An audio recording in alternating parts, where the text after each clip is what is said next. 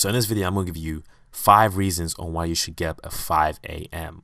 and explain why people that wake up early have an insane productivity advantage.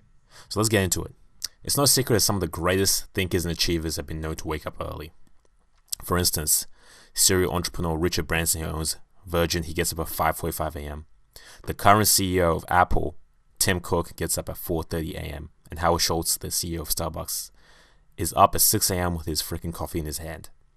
So what's the cause behind this madness? Why is it that so many people are getting up early? Well, there's a number of reasons, right? I'm sure you've heard the adage or maxim, the early bird gets the worm.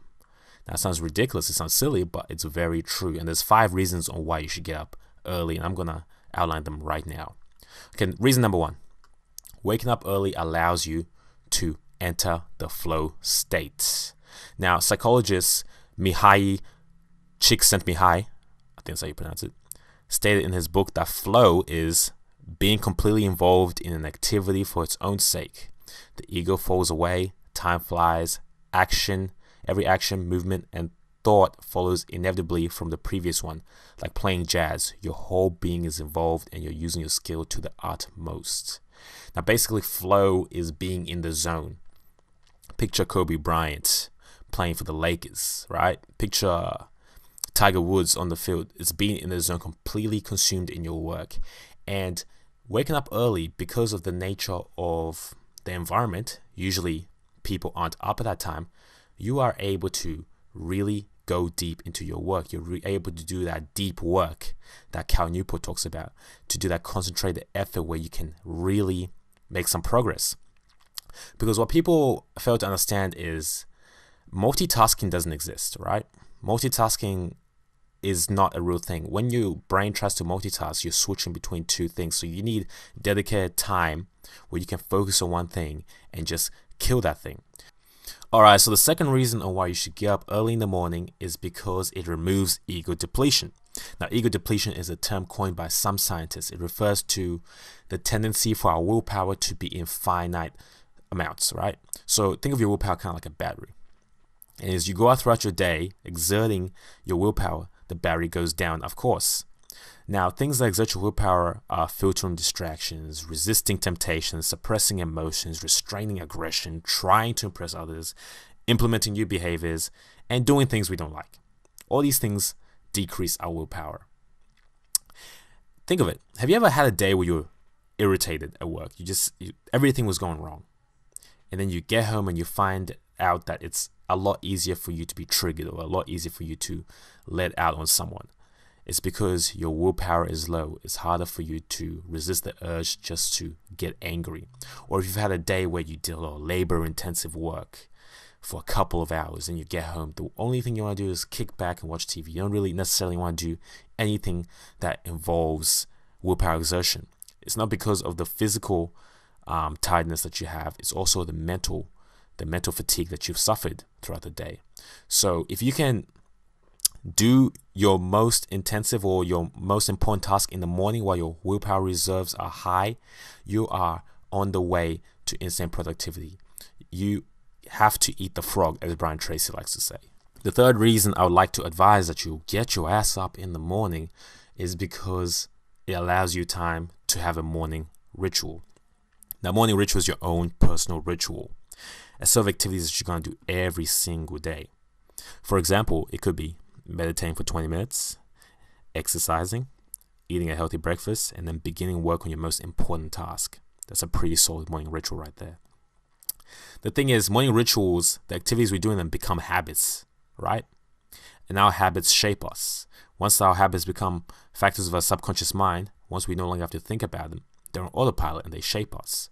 It might seem small at the time, but small incremental changes in our lives, small incremental gains create a huge difference in the long term. I had a tap that was leaking, right? And I didn't think it was anything, but at the end of the month when the water bill came down, I was like, what the fuck? For example, if a plane is flying from Los Angeles, it's going to New York City, it's 1% off course. That plane ain't going to land in New York City. It's going somewhere else, okay? So small changes make big differences. And the people with the morning rituals are dictating their lives. They're choosing the activities they want to do. They're looking at the trajectory they want to get at, and they're going that way. Other people don't have morning rituals. They wake up at 9 a.m. when it's time for work, and they brush their teeth, quickly eat, and go to work. They're letting the day dictate them. If you wake up in the morning, you can take some control over your life. Choose your trajectory by getting the morning set.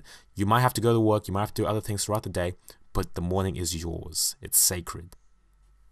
Reason number 4, perhaps one of the most important reasons, is that it gives you time to sit and think and plan. To sit down with your thoughts, to see if you are on the right trajectory to hit your goals, to reflect on your past, to reflect on your values, your ethics, your personal metrics, to be honest with yourself. Are you going where you want to go? Now, David Dyer said in his book, The Way of the Superior Man, go find a quiet place where you can be alone and just think.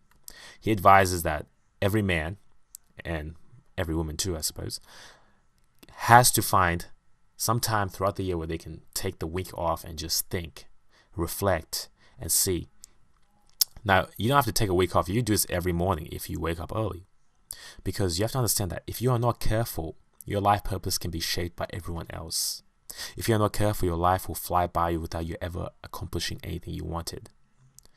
I remember Bronnie Ware, in the top 5 regrets of dying, said that one of the biggest regrets was people saying, I wish I had the courage to live life true to myself and not the life others expect of me.